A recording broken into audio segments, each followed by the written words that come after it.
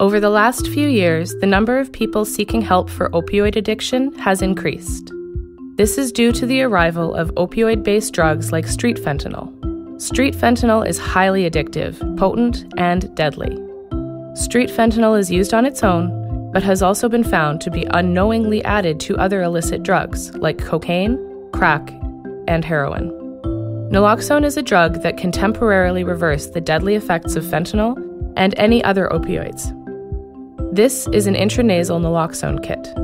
It can be administered by anyone and is available for free from your local pharmacy, clinic, or health center, without a prescription. The kit includes 2 doses of naloxone nasal spray, gloves, a rescue breathing face shield, and kit instructions in both English and French. Here are the steps you need to follow if you suspect an opioid overdose. Step 1.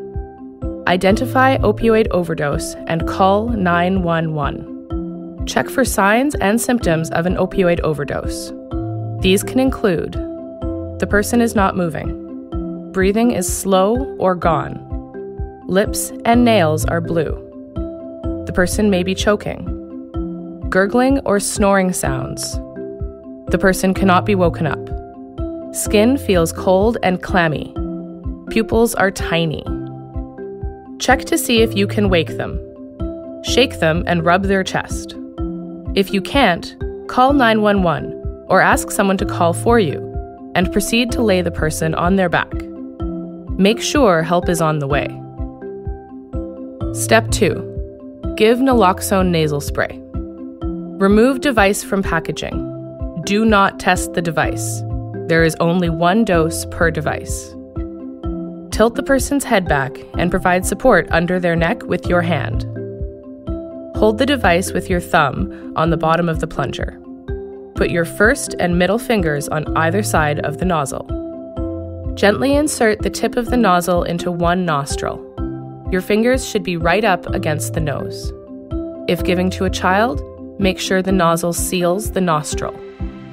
Press the plunger firmly with your thumb to give the dose. Remove the device from the nostril. Step 3. Evaluate and support. Move the person on their side in the recovery position. Watch them closely. Give a second dose after 2 to 3 minutes if the person has not woken up or their breathing is not improved. Alternate nostrils with each dose. You can give a dose every 2 to 3 minutes if more are available and are needed.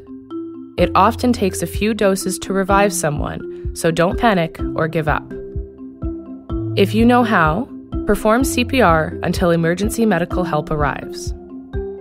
If you, a loved one, or someone you know uses opioids, it's important to have naloxone nearby.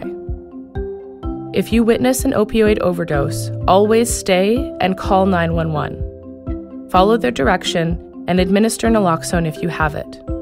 Even if you yourself have taken drugs or have drugs on you, the Good Samaritan law can protect you from charges like possession, probation, and parole violations. It's important to stay until help arrives. Naloxone is effective against opioids only and will not work if frozen. Although naloxone does not work against overdoses caused by alcohol, benzos, or stimulants, many drugs may be tainted with opioids. Get more information on free naloxone kits, opioids, and how to get help by visiting www.hss.gov.nt.ca/naloxone.